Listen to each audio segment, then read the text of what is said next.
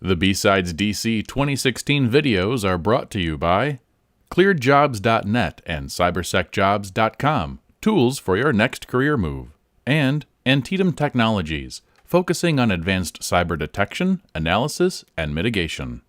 Thanks for coming to my talk. My name is Jacob Holcomb. I'm a Principal Security Analyst at Independent Security Evaluators, and today I'm going to be talking to you about hospital exploitation, specifically attacking patient health. So really quick, as I said, my name's Jacob Holcomb. I specialize in application and network security. I really love exploit development. Since 2012, I've disclosed approximately 100 vulnerabilities, or I've received 100 CVEs for vulnerabilities that I've publicly disclosed. In total, over my professional security career, I've probably found upwards of about 1,000 bugs. And why do I do this? Because security is incredibly important. So really quick about ISC, we're a hacking company, simply put. We're computer scientists, hackers, and just individuals who like to break things. So that's what we do on a day-to-day basis. Our clients are anybody that is in need of protecting assets. So if you had a critical asset and it needs to be protected from the bad guys, that's what we're here for. And the biggest difference between us and a lot of other security companies is our perspective. We primarily focus on white box assessments as opposed to the black box testing methodology. So really quick, some of the research that we've done in the past is listed on this slide. We've done a lot of work with SOHO routers and network storage systems, and that gave birth to two very popular events today, Soapishly Broken and IoT Village, which you see here. We actually are running the Soapishly Broken CTF contest here at B-Sides DC, so if you haven't checked it out, you should go do that. Okay, so to kind of get down to business, why hospital security is important. Security in general is very important, but when it comes to hospitals, it's of greater importance because we start talking about the well-being of individuals. And people are obviously in a hospital because they're hurt, sick, whatever. So why this is important is because hospitals are being targeted, medical equipment is being exploited, and patient health must be protected. Otherwise, it's very likely that a patient could die from a cyber attack. So the topics we're going to talk about today are the introduction of my presentation, examine security aspects, and then the recommendation. The examine security aspects will be topics that will be covered throughout the presentation that are basically a recap of the research that we've performed over the past couple of years. So, introduction. I guess the goal of the healthcare research was to demonstrate that an attacker could compromise a patient, the health of a patient. More specifically, we were focused on whether or not it was feasible for an adversary from a remote perspective to be able to induce harm to a patient, as opposed to going after medical records, which is a common vector of attack these days. This research results from our assessment of 12 healthcare facilities, 2 healthcare data facilities, the assessment of 4 medical devices, as well as the assessment of a couple of web-based applications that were EHR to be specific. And then securing patient health, very important. Okay, so for the implementation flaws, we're going to talk about some implementation issues that arise in some of these devices. So they're going to be common application and web application security vulnerabilities. And then we're going to actually dissect a couple of real-world attack scenarios. And these attack scenarios are ways in which remote adversaries are able to break into a hospital and induce patient harm. And these aren't theoretical. We've actually were able to do these throughout our research with the cooperation of hospitals that participated in our study. So that's kind of, I guess, the meat of the presentation. So here are the examined medical devices. I mentioned that there were 4 of them. 2 of them are redacted, as we're currently going through responsible disclosure with the manufacturer. But we have 2 devices listed here from GE, and they happen to be CareScape patient monitors. There's a B650 and a B850. And here is a list of some of the vulnerabilities that were found in the devices. So some pretty common things like the use of outdated software, as well as some common web vulnerabilities like cross-site scripting or cross-site request forgery. And then you have some more serious issues like command injection or memory corruption, which would lead to some form of remote exploit. So vulnerability example number one, we're going to talk about the use of dynamically constructed database queries.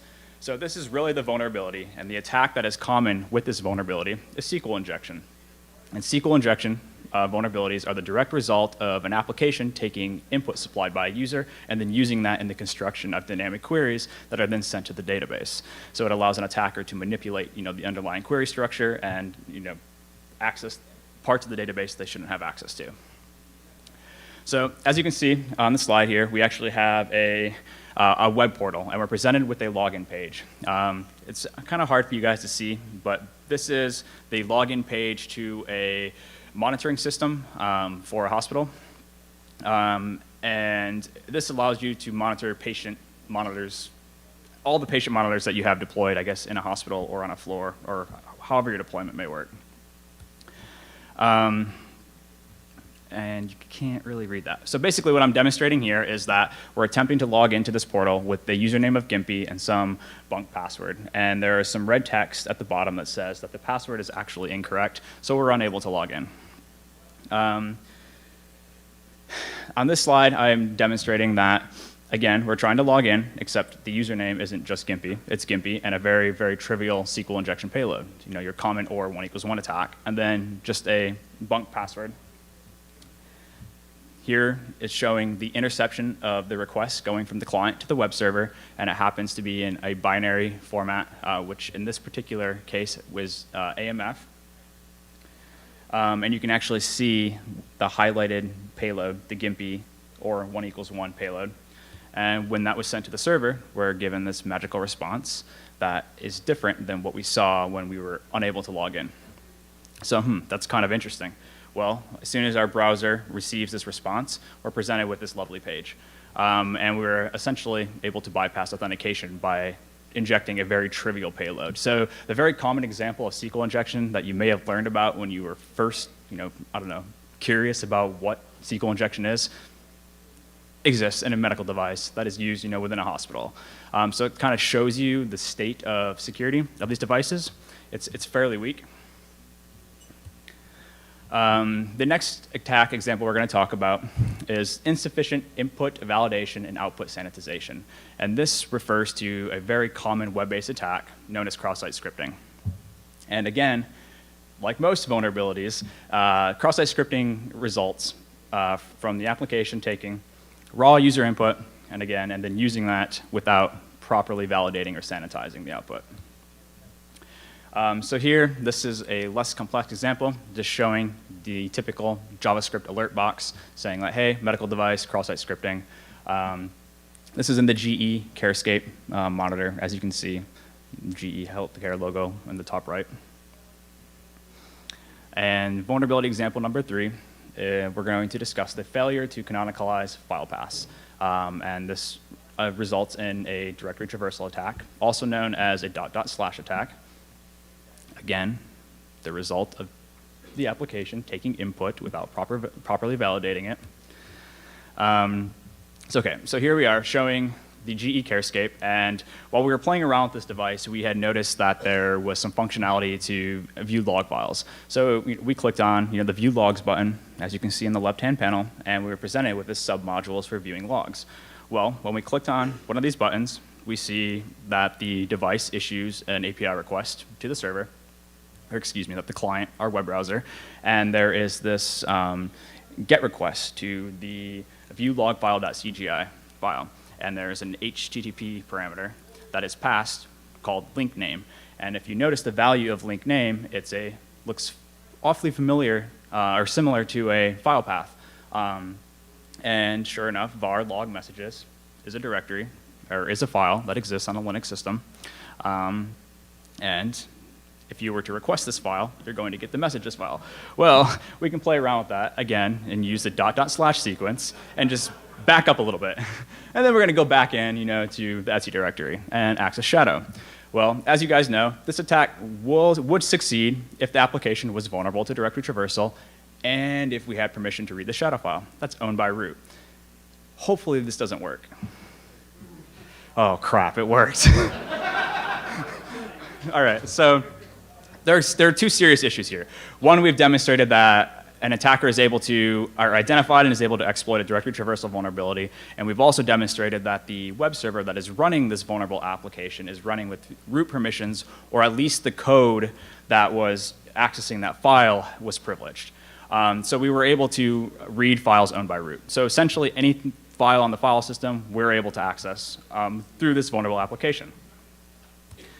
The next vulnerability we're going to discuss is the use of outdated software.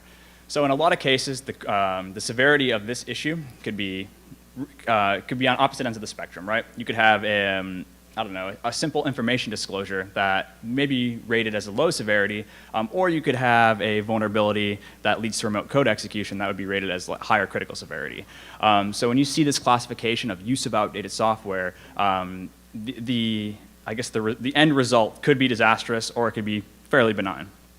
Well, in this case, we're just looking around at the system, and we had noticed some interesting files. And these interesting files made us look at some bugs that have been recently published. And a big one is the shell shock. Quick show of hands, who's familiar with the shell shock or the bash shock bug? Most of you, as you should be. Awesome. So really quick, this bug exists in bash, and it's the result of improper or inadequate parsing of function definitions. So what actually happens is if you have an environment variable, and that environment variable contains a function definition, whether it's correct or not, it just has to be syntactically correct, any trailing characters are going to be interpreted and actually executed. So what you can do is set up an environment variable to contain a bogus function definition, and then have whatever attack string that you want to execute following that definition, and bash will go ahead and incorrectly parse it and execute those commands. That's pretty awesome. So like I said, we're playing around with the device, and again, I mentioned CGI files when we were talking about directory traversal. Here it is again, view logfile.cgi.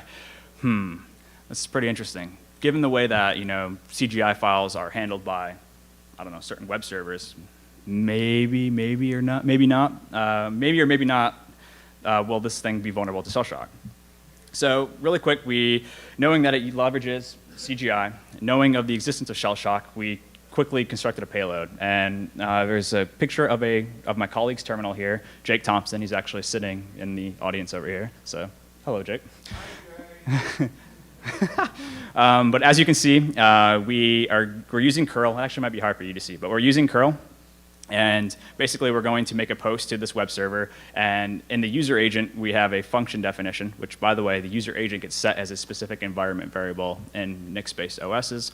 This is part of the reason why this is going to work. So we have our function definition, and then after it, we have a string, an attack string, starting with the word bash. And really what that is running bash in interactive mode. And then if you notice the redirection, we're going to read in from /dev as the input to the bash interactive mode. And the /dev is actually going to make a connection to us, because we're going to use a TCP device to connect back out to us, and then use some input redirection to be able to interact with this shell in interactive mode. So we send this to the server, and fingers crossed, bam, reverse shell. Okay, so we were able to compromise this device without authentication from a remote perspective using a well-known vulnerability. As you can see, we have the shell, who am I root.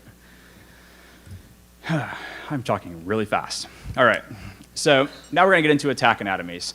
And yeah, really quick, we have a list of the, not a list, but we have a picture that has a list of locations of various hospitals that were part of our study. So really quick, attack anatomy number one. We're going to basically own a hospital from a remote vantage point, and how are we going to do that? We're going to go in through an external web application. So what are the attack steps here? Well, as a remote adversary wanting to break into a hospital, I need to figure out how to break the perimeter of the hospital first, right? So obviously I need to circumvent the perimeter. Once the perimeter has been circumvented and we're inside the network, we have to pivot within the hospital. And once we are pivoting, we have to compromise an end system, and then we hopefully profit. Okay, so how do you circumvent the perimeter? Well, first you have to identify external endpoints. And in this case, while we were working with the hospital, we were looking at their IP range. We had found an endpoint that was used for, I guess, data collection. I got to be careful with some of the details that I reveal to you guys. So they used this endpoint for data collection. It was exposed without authentication. We figured this would be, a great avenue of attack. So we started messing around with the external web server and the application, and we attempted to identify and obviously exploit vulnerabilities. Well, once doing that, once we owned the web server, we had a system on the network. We essentially were in a privileged location, and from there we had to, I guess, go further into the network. And how do you do that? You're going to have to map internal systems, and then from there you're going to continue to pivot. And that's the exploitation of identified systems. Okay, so as you're pivoting through the network, you need to have, I guess, an end goal in mind. And our end goal was to find and compromise a medical device that would allow us to induce harm to a patient.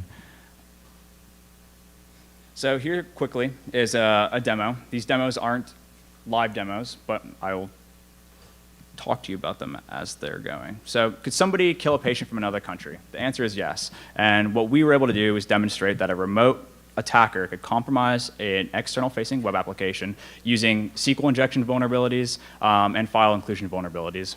I had to redact that from the presentation. Sorry, guys.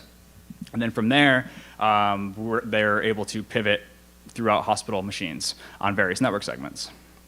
And from there, you compromise a vulnerable medical device, and you can induce harm to a patient. And they may fall over just like that. Maybe, maybe not. So yes, from an external perspective, you can definitely induce harm to a patient, and you profit. The profit is harming your patient. Attack anatomy number 2. Okay, so this is kind of interesting. I just demonstrated, or at least talked about how it's possible for an attacker from a different country or some remote location, to harm a patient. And this next attack, anatomy, is remote, but it's local, but arguably it's remote. And what I mean by that is we're going to leverage a guest kiosk, and the vantage point is the hospital lobby. So again, as usual, we have to circumvent the perimeter of the hospital network. We have to pivot within the network, and then we have to compromise an end system and profit. The profiting is going to be the harming of a patient. So here is a picture of a hospital, one of the hospitals that we've actually attacked, and there's an arrow pointing to a guest lobby, or a guest kiosk, excuse me. Really quick, this kiosk was used for, I guess, visitor registration. You can go up to it, it's in a kiosk mode, you type in some data, and it will print out a banner or a sticker or whatever you want to call it.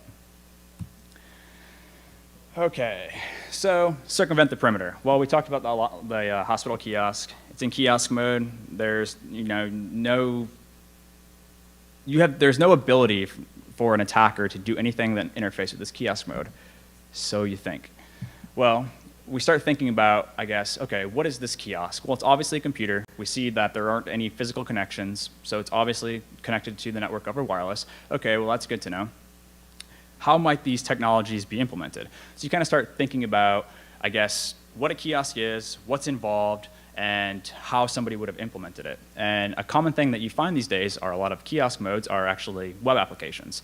So I got to thinking, okay, maybe it's a web client. Well, let's play around. Well, as we're playing around, we had figured out that, oh, hey, there's no Windows key, there's no way to escape out of this mode, but it is a web client. What about right-click? Well, you right-click, sure enough, it's a web page, and you get this awesome dialog box that says, I don't know, view source or view page source. Well, you can click on that, okay? All of a sudden, you get a lovely, developer tool like window that has all of the source code for the page you're reviewing. That doesn't sound very useful, does it? Not in isolation, but that window also happens to have a save button. Okay, so you go File, Save. What happens? You get this nice little, pop-up dialog, that's allowing you to browse your file system and choose a location to save a file. Something you may not know about Windows is in that little save dialog, if you navigate to a file and hit Enter, that file is going to open. Well, cmd.exe is a file, isn't it? Yes. So we did exactly that, and this picture shows it. We navigated to cmd.exe, immediately got a command prompt, and behind the command prompt, you can actually see the save dialog that I'm referring to. So awesome, we have a shell. Sweet. What can you do with it? Well, I don't know. Pivot? Yeah, absolutely. So this user, or the user on this machine was actually a domain user, and this kiosk was connected to a privileged Wi-Fi network. So this hospital had a guest network, guest wireless network, excuse me. This wasn't attached to that. Nope. It was attached right to the privileged network. So we immediately had a domain user on the privileged network. From here, we're able to, pivot. So again, just showing you a closer or a zoomed in picture of the terminal. There are two arrows. The bottom arrow is just showing that, hey, look at kiosk machine. And the second arrow is just pointing to a reflection of me that has my visitor band on. And then the next picture here is from our shell. We're pretty much able to do whatever we want. And I'm just demonstrating that we had the ability to download and execute code. And in this particular example, I'm showing use of the PuTTY client. We downloaded it, executed it, and from there we're able to leverage secure shell to help pivot throughout the network. Yeah, port forwarding is awesome stuff. So from there, compromise a medical device, and you just continue pivoting until you find the individual or device that you're after, and you're going to profit. So, oops, sorry, another demo. So could somebody kill a patient from a hospital lobby? Well, the answer is yes. So just kind of recapping what we did, broke out of the kiosk mode, we got a command prompt. From the command prompt, we were able to download code, and from there, pivot throughout the network. Waiting on the video. And then as we pivoted through the network, we identified devices, compromised the devices, and then you're ultimately able to harm a patient. This video is a little different. It's showing actual a barcode scanner. So one of the devices we were able to reach was a medical dispenser, or a medicine dispenser. I forget exactly what they call them. But you're able to, ultimately, yes, you would be able to change the prescription that was administered to a patient. So we've now demonstrated that from a remote vantage point, whether it's across the street, another country, wherever, and from within the hospital, but arguably remote, you're able to induce harm to patients. So the third attack anatomy is strikingly different than the first two, but it's, I don't know, probably going to result in the same way. I've noticed I said a result a lot in this presentation, by the way. Anyway, so attack anatomy number 3, social engineering. Our overview here, or objective here is, instead of cracking the perimeter like we've done in the past two, we're going to crack the healthcare practitioner. How are we going to do that? We're going to exploit the human factor. Ultimately, we're prying on an individual's, I guess, innate ability to trust everybody. Vantage point, who knows? I mean, you could be anywhere. It just really depends on the type of attack that you're trying to carry out. So really quick, social engineering. I'm sure most of you are, but who is not familiar with social engineering? Nice, awesome. Okay, so really quick, social engineering. The use of deception to manipulate individuals. So that's kind of a politically correct way to put it, but in other words, you're lying to people to get them to do what you want. So, okay, how did this attack work? Well, we decided to actually leverage USB devices as opposed to a phishing campaign. Yeah, that's pretty much the main avenue for social engineering. So we prepared malware-infected USB sticks, and we delivered the sticks to the hospital and dropped them off in various locations. We waited for infection, and then you profit. So preparing malware-infected USB sticks. Here is a picture of one of the USB devices that we actually used. They happen to be rubber duckies. Are you guys familiar with rubber duckies? Yes? Cool. Rubber duckies, really quick. That's a tool developed by Hack5. It's an HID device to where there is a ducky scripting language, which is ultimately a way to interface with their devices. And yeah. Delivering the malware USB sticks. So once we prepare these sticks, how how did we infect the hospital? Well, we pretty much walked in the hospital just like we did when we accessed the lobby, and we just dropped them off in any location that we could access. So anywhere from a nurse's station, a front desk, cafeteria, you name it. Any area we were able to access, we dropped them off, and we dropped about 20 devices off. So now we have to wait. This is the boring part, but it always ends with smiley faces. So you're right. Somebody else may be smiling, but yeah. So we keep waiting, wait, and all of a sudden, ding, we caught our first fish. So within 24 hours, somebody had plugged in a drive, and it's ultimately game over. Wow, what just happened? Okay, so another demo for you. So could a USB flash drive kill a patient? The short answer, yes. So as I said, we prepared these malicious USB sticks. We dropped them off in various locations in the hospital. Some unsuspecting users picked these flash drives up, and in some cases, plugged them in one or more times. And from there, it's exactly as I said. Once they plug in that drive, we have access to a machine, pivot through the network, you find a medical device or the patient you're after, and it's game over. And I'm sorry to say, but score bad guys 3, score hospital 0. Or -3, I guess. So yeah, you profit. Okay, examined security aspects. Now we're going to talk about the human factor. This is interesting. So I just talked about the social engineering attack anatomy and how you can leverage a malicious flash drive to compromise a hospital and ultimately induce harm to a patient. Now we're going to actually talk about a more benign payload that was leveraged in these devices, and this was used for data aggregation. So basically, we conducted a separate USB experiment. We wanted to know how many people would plug these devices in and what types of individuals. And when I say what types of individuals, I'm referring specifically to their role within the hospital. Would it just be, healthcare practitioners such as nurses or doctors, or will we start seeing help desk and maybe, higher level technical engineers plugging these devices in as well? These flash drives consisted of a PowerShell payload. This was the meat of, I guess, the attack. And it required a logging server, which I wrote in PHP, just essentially a very small, concise server that leverages a couple of API calls to log data. And we're going to gather information about the victim, the IP address, the username, computer name, and device ID.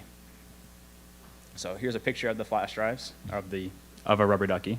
Those beautiful HIE devices. They're so much fun. Here's the attack payload that was used. Very hard for you guys to read. I apologize. But it's just a ducky script. What's important is the highlighted part here, which you may or may not be able to read. But really all that we're doing here is invoking an instance of the PowerShell web client class and then calling the download string method on that object. And what that's going to do is just issue a web request, and it's going to call my API with the data that we gathered.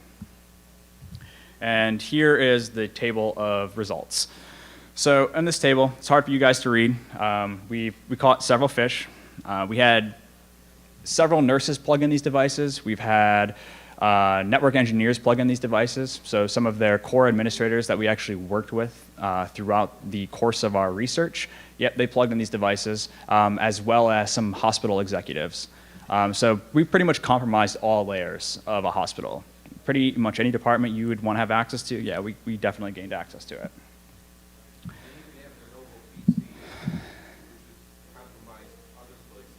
Yeah, the Lenovo PCs, yeah. Yep. Division of responsibilities. So this is kind of a unique thing in that not every hospital has this predicament. But while we were working with some of the engineers in the hospital, they've actually oftentimes were heavily distracted doing, I guess, I don't know, I don't want to call them meaningless, but less important tasks, such as resetting a user's password. So you have individuals who are combating malware-infected machines who are then interrupted to go and reset, Joe Schmo's password. So there's definitely a discrepancy between what is the responsibility and whose role is responsible for the responsibility. Okay, so examine security aspects. We had the use of outdated software, systems with known malware infections, missing or unenforced security policies, undocumented systems, and unregulated vendors, all of which led to disastrous things that we'll talk about. So the use of outdated software. Within the hospital, we found a large number of Windows XP machines, as well as Windows Server 2003. We all know that Server 2003 and XP are no longer supported. And pretty much, lots of servers and workstations were missing security patches. That's a very polite way to say it. So really quick, I mentioned Windows XP Server 2003. That's pretty terrible. As attackers, we get really happy when we see those types of things. This has nothing to do with the hospital, but you could arguably make a point that maybe hospitals are a little more secure than, other industries such as airlines. I was boarding an aircraft and happened to notice a Windows 98 computer booting up. Yeah, that's reassuring, knowing that the 747 that I'm flying on is, operating on Windows 98. It's pretty cool.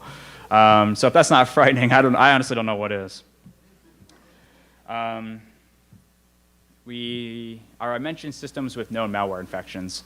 So I have a screenshot here that's actually showing an antivirus engine, and it detected some web-based exploit, and there are quite a few files that are infected according to the AV engine. Well, this is a hospital computer. More importantly, this is a computer that's actually running a pharmacy within a hospital, and it has no malware infection. I also think the people responsible for running this machine are avid shoppers, as they have multiple instances of couponprinterservice.exe running and listening on various network ports. They just must be looking for some great deals. I don't know. Or maybe they're just handing out free shells to everybody. Either way, it's no bueno. Okay, so missing an unenforced security policy. Hospitals appear to have very little, secure computing policies. There really isn't a whole lot of, training that goes into informing staff what they should and shouldn't do on a computer. An example would be every individual that picked up and plugged in one of our flash drives. They obviously haven't been clearly instructed on common social engineering techniques. A lot of this stuff is exemplified by earlier topics of discussion. The use of outdated software. If you have a bunch of systems that are running outdated software, you probably don't have a policy that is for patching your systems. Systems with no malware infections. Again, if you are aware of a system with a malware infection, you should have some protocol for handling said system. If they're just running rampant on your network and you're not really doing anything to remove them from your network, it's indicative of a lacking or absent policy. And then I already mentioned the using untrusted peripherals, but that's a really big one. Don't plug in flash drives you find on the ground. I don't know what else to say. So undocumented systems. This is great. So we're actually in the hospital. We were performing a port scan. We identified some outdated, I believe it was like Debian 6 or something, some really old machine, and we actually inquired with the hospital, one of their engineers, and we asked them, what was the purpose of this machine and where was it located? Well, unfortunately, they didn't know the answer to either of those questions. So this is exactly what happened. They couldn't find the machine, so they had to literally trace Ethernet cables from their server room to patch panels to the room where the server ultimately resided. Funny stuff.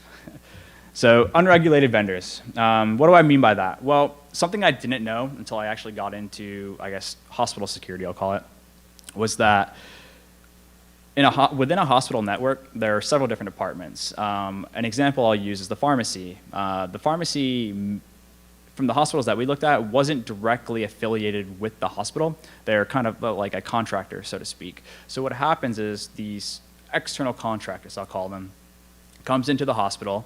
The hospital engineering team kind of sets them up with an environment to deploy their computer systems, and then they're left unchecked. So to a degree, you could think of the hospital acting as an ISP. But what ends up happening is that the vendors end up dictating to the hospital engineers how the network should be architected, what types of systems and data should be permitted through the firewall or through other network segments. And it ends up leading to a very insecure environment for the hospital as a whole. And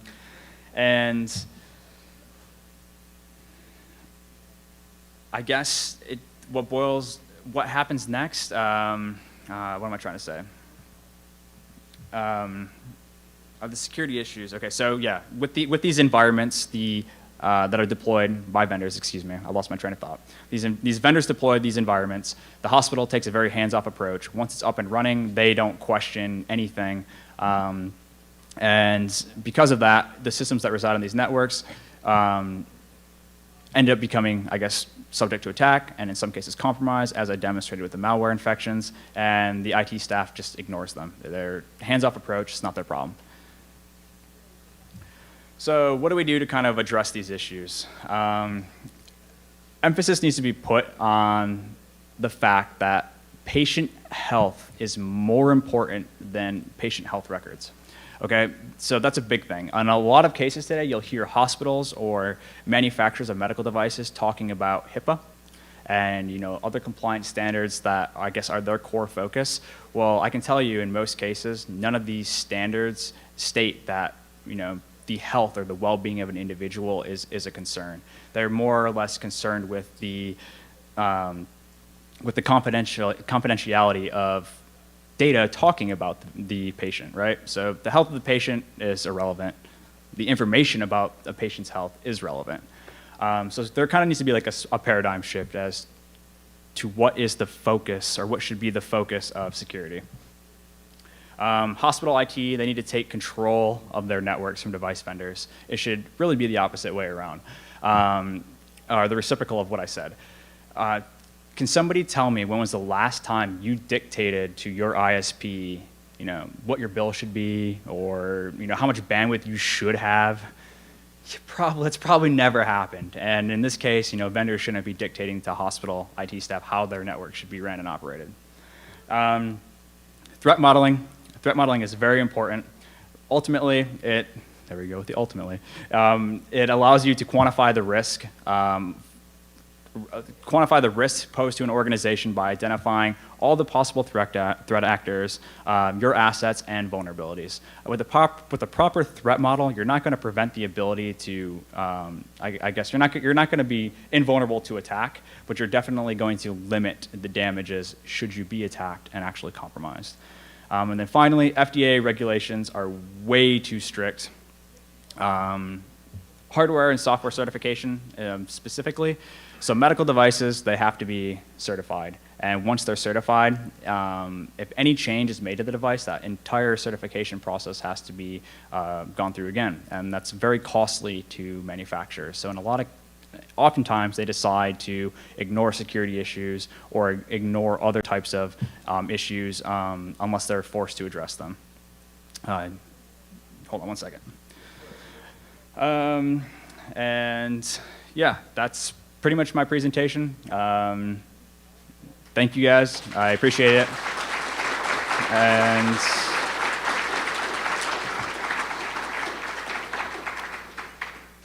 I spoke incredibly fast, so we have more time for Q&A than I had expected. So I guess that's a positive thing or a negative thing. So yeah, I guess I'll open up the floor to questions. Can you go back one slide, please? One slide. Okay, I was talking to somebody at DEFCON who says she's with the FDA who says that the bottom bullet is actually a misconception that's not actually true. Maybe it was at one time, and maybe she was just BSing me. But ultimately, can we source that it really is, that where if you put a patch or a software update or a firmware update, then you really trash the whole certification of the Yes, so the specifics of the certification process I'm not intimately familiar with, but I do know that there. Said she was, that's why. Yeah, right, right. So I know that there is a clause that certain changes are permitted without the device having to go through a recertification. But if you were to address a, let's say, one of those web vulnerabilities that I had discussed earlier in the software, and it produced a new firmware file, then I'm pretty sure you're going to have to go through that certification process again. What? Yeah, right. Yeah. That same certification process and the length of it, along with the cost, is why you're still finding Windows 98 on medical devices today. Right. Yeah. Case in point. The new cybersecurity certification stands for FDA. I just read an article about 2 new insulin pumps being the first devices approved on the new process. I have not. The FDA just put new standards in place. No, interesting. Yeah. No, I'm not familiar with that. If you have more information on that, I'd actually like to talk to you about it. So I'm sure you're familiar with Jay Radcliffe and the work that he does in this space. I am not now. Okay, you might want to look up IamTheCavalry.com. Yep. And, I do know I am the Calvary. oh, okay, well, Yeah. Jay's affiliated with that. Okay, okay. If you can't find Jay, then find John Foreman. Yep. You'll get a wealth of information. Okay, cool. Thanks for the tip. Appreciate it. Any other questions? Yes?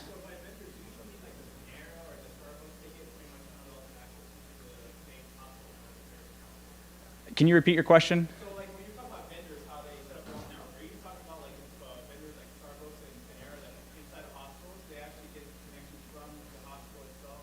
And Yes. So they would be one of the vendors. And actually, I forgot to mention that in this talk.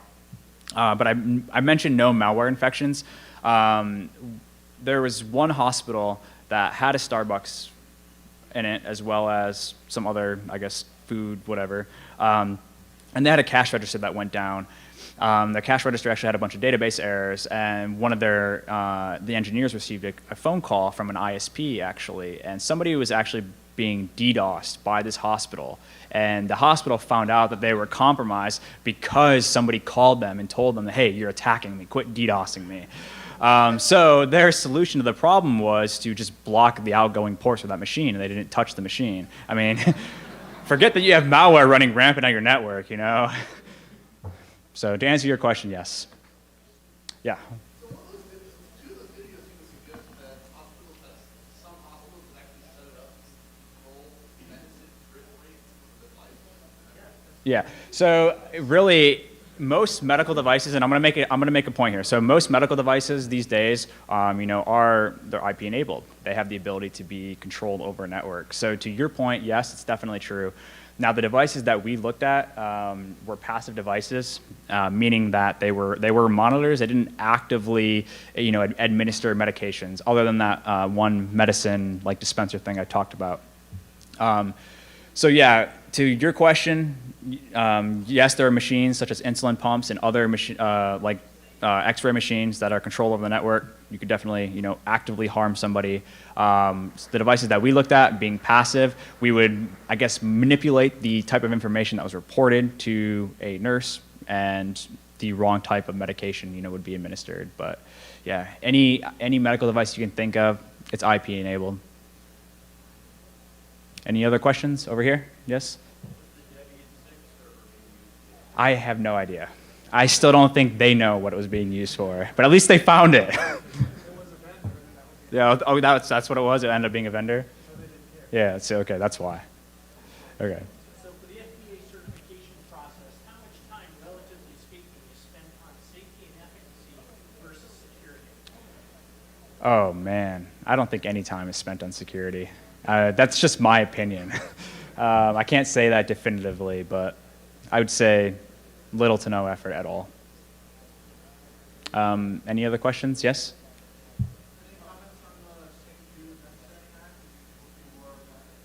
Oh, we're definitely going to see more of it. So, like, a couple of years ago, Soho routers have been known to be vulnerable for a long time, right? A couple of years ago, I had talked about them being incredibly vulnerable. So have many other researchers. And what ended up happening is we started seeing, malware targeting these devices. There was the moonworm. The moonworm compromised a bunch of Linksys routers. They were using a botnet. We recently saw this botnet that was made up of DVRs and a bunch of cameras. I mean, this is in the news like as of yesterday. So to your question, yes, these devices are going to continue to be compromised. Hospitals are going to continue to be targeted. And in a lot of cases, I feel like it's actually going to get worse as the focus has been currently on getting into a hospital or compromising the health records of a patient, but not actually killing people. Like, we haven't actually seen in a real world somebody compromise a hospital in an attempt to kill somebody. When that happens, I think people are going to have a rude awakening, that this is an issue that needs to be addressed. So, yeah, I definitely think this is going to continue to happen. So, any other questions? Yes? I was just going to say, I used to do FDA evaluation work a long time ago. Yeah. So it'll typically be a 4-month to 12-month process. Right. It's all documentation. About one of the 14 or 15 areas has to do with security, the rest of it doesn't. So it's all about creating repeatable behavior. Right. So that you can say, if there's a recall, what happened and why did we miss it? So it's all about looking backwards. It's not all about security. But it's such a long and expensive process. That's why they are very hesitant to upgrade. Yeah, I knew it was a multi-month process. I thought it was closer to like a 6-month window, but you said 4 to 12. That's, wow. Yeah. Could they just go a long way by doing proper network segmentation? So in a lot of cases, network segmentation would reduce the impact of an attack, right? It doesn't make you invulnerable. You can make a lot of these systems inaccessible to an attacker. But again, all it would take was somebody to plug a flash drive into a network segment, that has a vulnerable device, and from there it's game over. A lot of these vendors and what they sell on TV or things like that. Any other questions? Yes?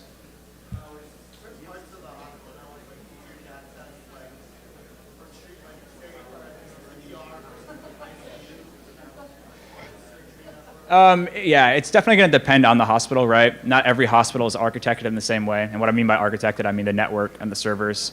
But yeah, it's going to depend on the hospital. But really, what we had found that there wasn't a single hospital that we evaluated that did any type of cross-network didn't have any type of cross-network access control. So once you were on the internal network, even though things were properly subnetted, you could just pivot between the networks freely.